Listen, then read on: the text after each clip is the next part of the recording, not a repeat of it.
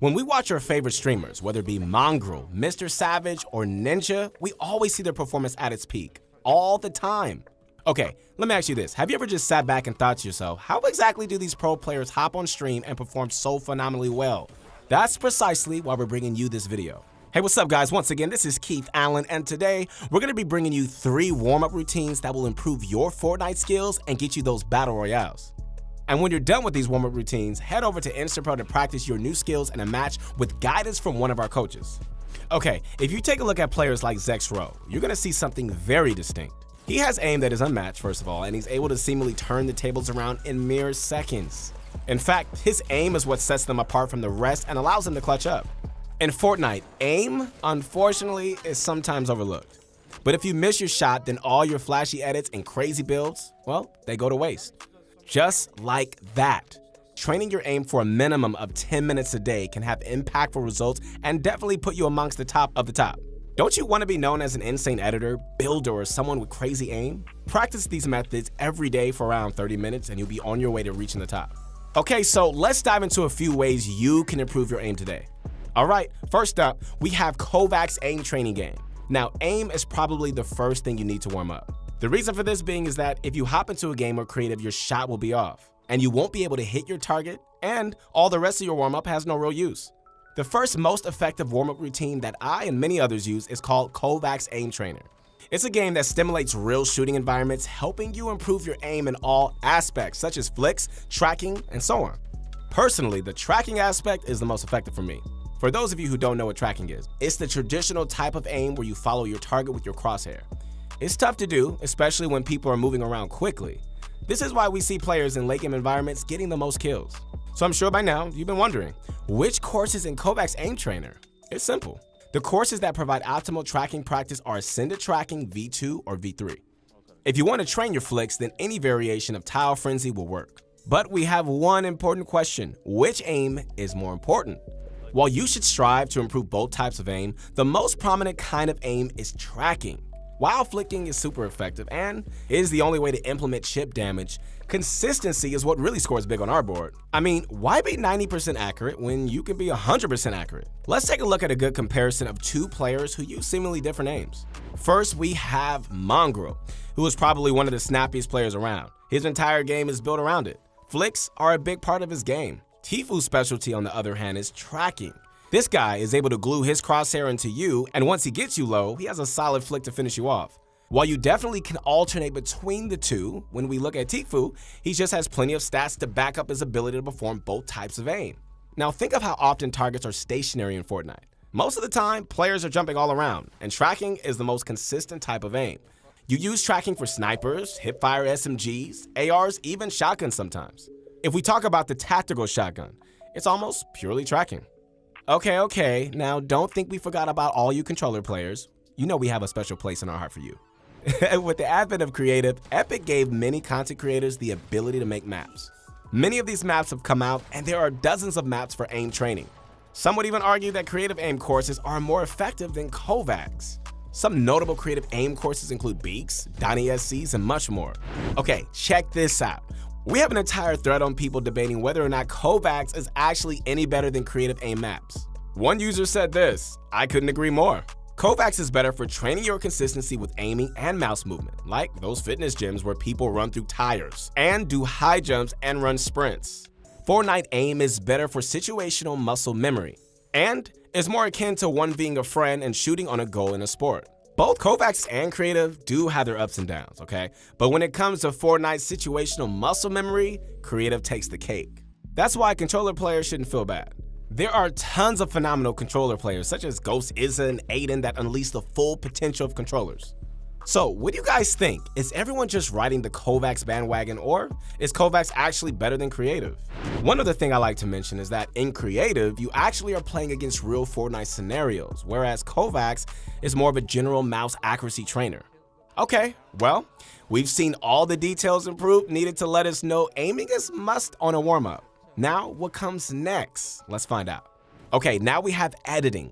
When aim is all said and done and you're looking for another good way to warm up, editing is your friend. Not only does editing provide optimal finger warm-up, but its purpose actually serves twofold. It allows you to practice practical edits that you otherwise might not have done in real games. I'm sure you've seen many players attempting to edit really fast. And a lot of times this leads to them getting stuck on an edit more often than not. I mean, that's because people don't tell you that you need to practice to perfect your edits. To avoid these kind of mistakes, every editor that you see out there, whether it be Raider, Mongrel, or Bugha, practices edits. Trust me. Players all spend a reasonable amount of time training their edits. Guys, you can only progress so far with just simple gameplay. Think of how many edits you do per game, all right? Maybe 5, 10 at the max. 1 minute of editing, you're already doing more edits than 10 games combined. Training your edits, it's a must, and I can't stress it enough. The most recommended course I like to give you guys is Speedy Gonzalez. If you're new to editing, I highly recommend this course. It's a 15-minute course that involved a few core edits, including tunneling for high-level scrim lobbies. What sets this course apart from the rest is that it really forces you to do edit after edit for minutes at a time. Now, if you're already at a higher level and you want to cut the cheese, there's another course which is much shorter and provides you with practical edits you need. This map by Duke should tremendously help you guys. This course is a lot more realistic and has all the core edits that you'll need in games. Both these courses are great, and we highly recommend that you use them. It requires minimum effort and has all the edits you need, from code edits to side jumps to double down edits and so forth. Now let's head over to the final segment to conclude the video. What is our third and final warm-up tip? Well, that's right guys, you guessed it, it's building. Now before we hop into the building, we need to ask ourselves, can I just start building in creative randomly? Yeah, you can, but there's a twist. It's well known even amongst top coaching sessions that doing something without intent or just randomly serves no constructive purpose. Chances are that if you free build every day without practicing specific techniques, it won't help you very much. Sorry to disappoint you. So now we get down to what techniques you should practice. Start off by merely doing 90s. As many of you already know, 90s were a thing of the past but never really lost their touch. It's still the fastest way to take the high ground in virtually any scenario. After about 1 to 2 minutes of those, try practicing double wall ramp rush and edit through them. This technique is effective in every area of the game, guys, and will prevent the enemy from being able to knock you down. Practice this for about 1 to 2 minutes, and then let's head on over to our next warm-up. Tunneling is often overlooked, all right? We sometimes think it's only effective in game. And even then, not all the time thanks to launch pads and rifts. But tunneling is a method even the top pros practice every day. At least once a game you need to tunnel, and the better you get at it, the more fluent variations you can try. You can tunnel using walls and floors or pyramids and walls. Check out these 2 variations.